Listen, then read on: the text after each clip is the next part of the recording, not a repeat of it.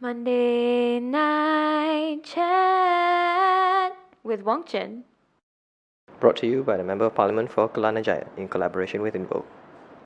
Welcome to Monday Night Chat episode 32. Megan is in charge. Megan is our intern that will be joining us in December. So we're trying to train her fully during this short internship of hers. Okay, 3 parts. There'll be a Q&A. We start off with that as usual, 3 questions. And then I'm going to talk about Policy Monday, which is going to focus on potential corruption, wastage and abuse of power in local or state governments, where to look for it. And third, the interns will be relaying their story and their views on their first visit to Desa Mentari, my urban poor center. Q&A this week. The first question, question on the 1MDB scandal. As you all know, the public prosecutor in Singapore has said that Jho Low is the crook who has victimized 1MDB. What is the Malaysian government doing about it? Absolutely nothing. It's quite ironic that the Singapore government haven't lost any real money, but has had their financial system used and abused by agents of Jho Low, have now said that 1MDB is actually a victim. Of course, in Malaysia, 1MDB does not claim to be a victim. Nobody really knows what's going on. But Jho Low has also made a statement through his spokesman that they are not, that he feels victimized or feels unfounded allegations made by the Singapore government on him. Well, stay tuned. If Jho Low is so brave, please go straight to Singapore or the American authorities and then disclose or face the music there. That's what I have to say. Number 2, the PKNS Field Sport City scandal or saga. Okay, as you know, I was elected in 2013. The problem started on PKNS Sport City started somewhere close in 2008, 2009. There was a CELCAT hearing done in 2010. Essentially, the issue is this. That piece of land where the sport city was supposed to be built is actually a recreational spot or recreational land. Someone, which nobody has identified, went and redesignate the zone out from recreational to commercial, and as a result, PKNS went into a joint venture with Melati Ehsan to develop the sport city. Everybody knows this is a major scandal, a major problem, but nobody seems to be able to stop it. When I became a member of parliament in 2013, I was updated by residents led by Datuk Zul and also Encik Isham, who both regularly came up to my office to explain what was going on. I contacted Derek Fernandez, the really die-hard fighter of the council, and together we formed out a solution, which is basically to put constant pressure and to meet up with the mayor and also to meet up with PKNS officers. And finally, this matter has been raised many times in the news previously. Nades Waran has written a lot about it, Citizen Nades. It has come out in the Sun often. Now, finally, we finally got the answer from PKNS that they have proceeded to cancel the agreement with Melati Ehsan. Therefore, the Sports City project at the moment is dead officially. So that's a big celebration for us. It just shows you that if you have constant political pressure and constant political will to do the right thing, you can actually solve problems. Lastly, what is my how are we coping? A lot of you are concerned that since our community spending has been frozen, how are we coping? Well, let me be very clear. Yeah, the funds to run my office is raised by myself and is paid by myself with the help of our 2 movie nights every year, where people donate up to about 50,000 a year for us to pay for, offset some of our costs. Yeah, so it doesn't really hurt my office in terms of operation.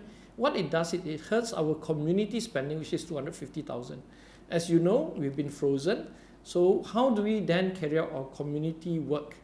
Well, we think outside the box, and after brainstorming with my interns and also my staff, and we had a good idea from this woman that contacted us recently called Debbie. Debbie suggested that we could look at taking photos, family portraits, and also of the poor people in my area, and then framed it and then give them a copy of the family portrait. So I think that is a simple and cheap project. We are projecting the cost to be about $800. So that's what we're doing. We're thinking outside the box. Let's look at high impact but low cost projects, and we are surviving. That's not a problem, but we do hope the Selangor government will unfreeze our community spending as soon as possible, because the people on the ground, the poor in particular, are really hurting. Okay, that's it for Q&A this week. Okay, Megan reminded me to say that this is the Policy Monday section. Okay, so as you know, our office is all for transparency and accountability. We've got nothing to hide, and we're always harping on the issue of corruption. Now, because of the PKNS victory that we just had last week, we're going to talk about where could it be that, where is it that corruption or abuse of power or wastage is found in local and state governments. Yeah, as I said earlier, there is no such thing as a completely clean government. So it is very important that policymakers, lawmakers, MPs are always vigilant in areas where corruption or wastage or abuse of power may happen. So in terms of the state government or local government, it's very simple. The local government has three main priorities other than a bit more subsidiary issues. They are supposed to look after religion of the state. In most cases, it's to do with Islam. Number two, they're supposed to deal with municipal and local government issues, roads, local government roads, state government roads, drainage, waste collection. And then the third is to do with land and all land-related matters. Let's deal with where the potential wastage or scandal could happen.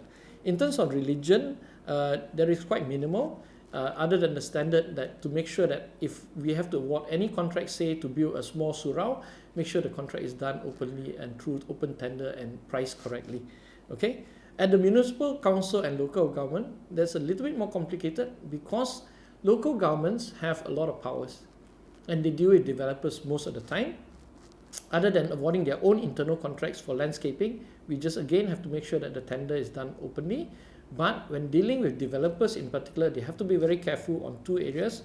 One is the calculation of plot ratio. Make sure that the developers are not getting maximum benefit. Make sure they comply with all the guidelines and rules. Number two, when dealing with developers, we have to make sure that the developers actually deliver the projects. If say they have to do a low-cost housing in return or replacement, or that their setback is probably done, all this have to be monitored carefully. Okay, if you monitor that, then you wouldn't have so much areas of corruption and wastage and abuse of power. Lastly, land and land-related matter. Now, this is the biggest by far component where corruption, wastage, and abuse of power may happen. So we have to look at one thing. We have to look at premium. Yeah, premium charged for conversion of land from agricultural land to industrial land or agricultural land to residential land. All this requires proper valuation. So focus on the valuation. Second thing is government, say the Selangor government will buy land, so they have to buy land at market value. We have to assess it carefully. Third, government also may sell land. For instance, the Selangor government sells some land, they have to sell it through an open tender system. Again, we focus on land because land is the biggest issue. And again, land-related matters such as mining, quarries, sand dredging, all this kind of thing has to be completely transparent, utilize the best systems available, reporting, to ensure that there's no corruption, wastage, and abuse of power. Now, we go down to the issue of governance. When we talk about governance overall, about transparency, accountability, we always, at the member of parliament level, we always focus with the federal government. We ask the same questions. Yeah, when is the Prime Minister going to declare his asset? Is declaring assets of ministers to the Prime Minister alone enough? So, basic governance issue, we apply the same for the state government. We ask the Exco and Menteri Besar when will you declare your assets and whether the asset declaration should be voluntary or compulsory. In my opinion, absolutely compulsory. Yeah.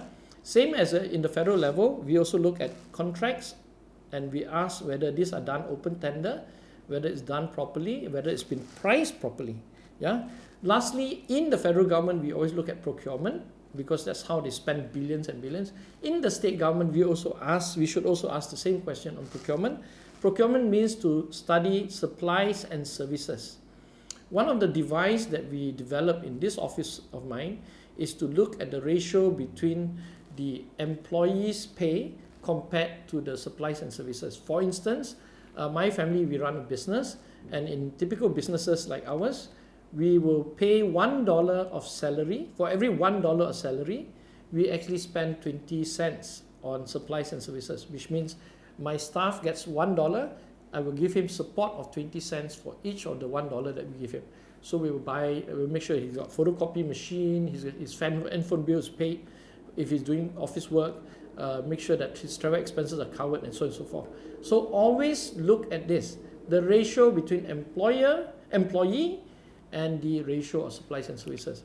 If a state government has very high supplies and services ratio comparative to the wage itself, it gives you an indication that potential wastage, corruption, abuse of power is happening.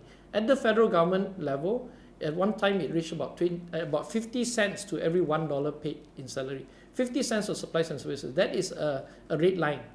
Recently, because of austerity, that's dropped to about 28 cents for every $1. That's not bad, but there are still rooms to improve because it can go down to 20 cents. The same should be applied for the state government, and we should look at this carefully and make sure that whatever we do, whether we talk about corruption, we talk about anti-corruption, we talk about transparency and also accountability, walk the talk. That's the important thing. That's it for Policy Monday this week. Hi, I'm Sebastian, and I'm one of Wong Chen's interns. On the 10th of July, we went to Block 3 of Desa Mentari to survey families' interest in having their family portrait taken by the P104 Kelana Jaya office. This was a success as we had 42 families who indicated their interest in undertaking this program with us. So you're going to be hearing from the rest of the interns as to what they've learned and the takeaways from their time at Desa Mentari. Tip number 1, target houses that has their door open, and do not go to houses that has no shoes outside because obviously there's nobody at home. Tip number 2, avoid houses with double padlocks and big chains. After knocking 3 times, if no one answers, just move on because no one's home. So I'll give you the last and most important tip out of all. Tip number 4, always smile so that people don't think you look like a serial killer. So here's how you should smile. And here's how you should not smile. So that is our 4 important tips to help you if you want to do a survey next time in Desa Mentari.